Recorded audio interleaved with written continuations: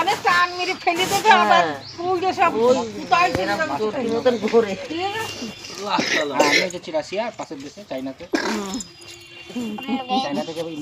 সবার জীবনে সব ধরনের একটা ইচ্ছা থাকে, তো ওর জীবনেও একটা লক্ষ্য ছিল। সেই লক্ষ্যটা আজকে অনেক কষ্টের পরে সেই লক্ষ্যতে পৌঁছাতে চলেছে।